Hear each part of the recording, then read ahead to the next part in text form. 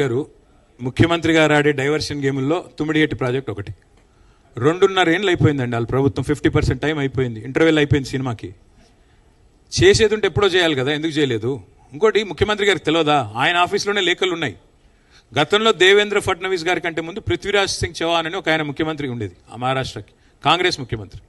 ఇక్కడ కిరణ్ కుమార్ రెడ్డి గారు ముఖ్యమంత్రిగా ఉన్నారు అప్పుడు 2013 ప్రాంతంలో. కాంగ్రెస్ పార్టీ ఢిల్లీలో కూడా అధికారంలో ఉంది యూపీఏ రూపంలో. సో ఆంధ్రప్రదేశ్లో కాంగ్రెసే ఉండే, మహారాష్ట్రలో కాంగ్రెసే ఉండే, కేంద్రంలో కూడా కాంగ్రెసే ఉండే. ఆ రోజే తుమ్మిడిహెట్టి గురించి పృథ్వీరాజ్ సింగ్ చౌహాన్ గారు ఉత్తరం రాసినారు.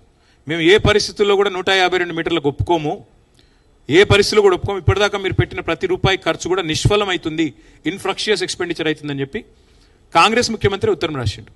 తర్వాత మేము వచ్చిన తర్వాత మేము కూడా ప్రయత్నం చేసాం. మొదటి 9 నెలలు కేసీఆర్ గారు స్వయంగా, హరీష్ రావు గారు స్వయంగా అక్కడ ఇరిగేషన్ మంత్రి గారితో, అక్కడ ముఖ్యమంత్రి గారితో పోయి కలిసి రిక్వెస్ట్ చేసి, సార్ మా ప్రాంత ప్రజల ఆకాంక్ష ఇది ఒప్పుకోండి అంటే, దేవేంద్ర ఫడ్నవీస్ చెప్పిన మాట ఏంటంటే, ఈ ప్రాజెక్ట్ కట్టొద్దు, ముంపుకు గురయ్యేది నా ప్రాంతమే అని చెప్పి నేనే పోరాటం చేసిన, నేనెట్లు ఒప్పుకుంటానండి, సమస్య లేదు, 152 మీటర్లు ఒప్పుకునే సమస్య లేదన్నాడు.